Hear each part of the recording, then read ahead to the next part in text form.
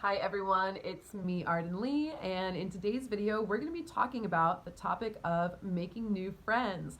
I love exploring this subject. I'm so grateful it was brought up because as we move into adulthood and we begin to experience the epidemic of loneliness and disconnection that so many of us are facing, we don't have the same social setups to meet new people and make friends the way that we did when we were children, right? So I'm really interested in exploring this. I'm grateful for the member of the Repatterning Parlor who brought up this topic to begin with. And by the way, if you're not yet a member of the Repatterning Parlor, which is the group that I moderate on Facebook, go ahead and check out the description box where I have a link to join. Just come and answer the 2 membership questions, and we'd love to welcome you into that fold. So speaking of making new friends, by the way, spaces on the internet can be great spaces to make friends. And we can also translate those friendships into real life, into real time. And we can also learn skills on the internet for vulnerability, for sharing things that maybe we wouldn't share with people that we just kind of run into in our daily lives, because on the internet we have these specifically curated spaces where it is socially sanctioned for us to share about the things that are on our mind, the things that we're going through, in ways that perhaps just running into people in our everyday lives might not do. Although we're also going to talk about how to find those circles in real life as well. But the internet is such a great place to make friends, and if you're already here and watching these videos, definitely come and join the Repatterning Parlor, and you're going to find a lot of cool people. So the person who asked this, again, as I said, I'm grateful for this question and this exploration. And let's talk, first of all, a little bit about why this is so much of a problem. We have been taught so many dissociative coping mechanisms. We have been, let's face it, most of us were raised by boomers, right? And who have passed down so much fear and so much shame and masking of our true selves that as we get into adulthood, we kind of almost get this feeling that to be an adult is to kind of run into people and be like, hi, how are you? And we are always like, great, I'm fine. How are you? Yeah, I'm super busy, right? Yeah, we should totally hang out. And then then you do this for like 6 months and you never actually see each other, right? There's so many jokes and memes about about that being what friendship and adulthood actually looks like. And it doesn't have to be that way. One of the really cool things about repatterning, by which when I say that word, I essentially mean examining all the ways that our formative experiences, including our traumas, including any abuse or assault that we may have experienced, but also including things like social conditioning, also including formative relationships, also including the way that we were socially or culturally indoctrinated, as we were growing up. We examine all of those things and we look for the patterns that were set by them, and we get to decide, by bringing conscious awareness to them, we get to decide, is this working for me? Do I want to keep this, or do I want to get rid of this, and do I want to install a new pattern that's going to get me better and more effective results that look like the things that I want to be creating? How do I backwards engineer my life by installing the patterns and programs that are going to help me get to where I want to go, and not just living in the ones that I've been unconsciously perpetuating throughout my lifetime, that were handed down to me by places that people or places that don't belong to me, or that that don't have my best interest at heart, or maybe had my best interest at heart, but were still delivered to me in a manner that was faulty and unhelpful, right? And as we're doing that work, so many times what we end up facing is the loss of so many of our friendships that will not last, that won't be able to withstand the work that we're doing on ourselves. Because as we're doing this work, and as we're changing and as we're growing, we're naturally going to feel like more of a fit among people who are also doing that work as well. And it means sometimes that friendships that we've had for a while may become strained. If there are people who are still on behaviors that are unconsciously perpetrating harm, or trauma bonding in ways that we're no longer in alignment or agreement with, we can still love that person. We can still honor the connection and the friendship we have, but we may find ourselves having to draw stronger boundaries. And those people will either agree to the boundaries, and maybe even, we can always keep our fingers crossed, right? Maybe they'll even be inspired by us and say, you know what, I want to do this work that you're doing too, because I see that you're getting results and I see that you're a lot happier, and so I'm gonna give it a shot. Whatever you're trying, I want to try that too. But oftentimes we'll set those boundaries, and what will happen is that people will balk at those, and they'll be like, they'll be like,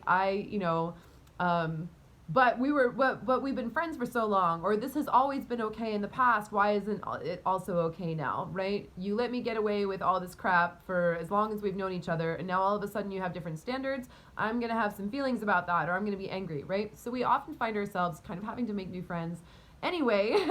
So it's a great topic to bring up. So the first thing that I want to talk about in terms of when we set an intention. When we set an intention, something that is super, super helpful is getting clarity, right? Getting clarity on what it is that we do want. And one of the things that I've mentioned to people in terms of, say, repatterning their ideas about relationships, right? About romantic partnerships, is often I'll say, hey, look to movies, TV, and literature for examples of relationships that you find that are healthy and that look like what you want your relationships to look like, right? So for me, like, I'm goth, but I still want to be happy. So I look at like Morticia and Gomez Addams, right? I'm like, this is my example of what's possible. I also love the movie Beautiful Creatures. There's a lot of movies out there. Also Stardust, right? There are some really great movies out there. Even if they're fictional, they give us an idea of what we're looking for, and we can start to create either a mental or even a physical mood board of what we're wanting to see more of. So the same applies to our friendships as well. We want to start getting clarity and putting together a picture in our minds, or maybe even on Pinterest, right, of what we want those friendships to look like. Who do we want to be hanging out with? What kind of values are our friends going to be having? What kind of social circles do we want to hang out in? Are things like shared values, are those the most important, or do we want to also look at shared interests and shared hobbies? Do we want to be doing the same kind of things together, right? And from there, once we have clarity on what that looks like, what I advise people, if you're feeling stuck or you're feeling lonely, and I'm just going to say this is going to happen several times throughout your path, is you're going to get to a point where you plateau, and you're going to have this feeling of contraction of like, I've done so much work, and you will have done so much work, and there will be so much evidence behind you of all the ways that you've been able to improve and put yourself into a better place. But you'll feel like momentarily stalled, and you'll be like, I'm still not quite getting the thing that I'm wanting, right? I've done all of this so far, and now I'm just in this moment where I'm like, where do I go next, And that's normal, and that will happen several times throughout our journeys. We want to get used to that as being merely the contraction before the expansion, or the moment when we're getting the information that we need to start making changes. Even if we don't understand yet what those changes are going to look like in their physical form, we start to get this sense and this understanding of like, wow, this is like, I'm not content where I am, right? I'm feeling lack. I'm feeling, the things that I want are not coming to fruition in the way that I want them to, as quickly as I want them to. And that's normal, like I said, so we'll get used to that. But we can use that information that we're feeling as a hint of what we do want. And then what I advise people who are going through that phase of contraction to do is, I always say, push out the edges of your existing social circles to the places where you want more abundance, right? So for me, what does this look like sometimes, right?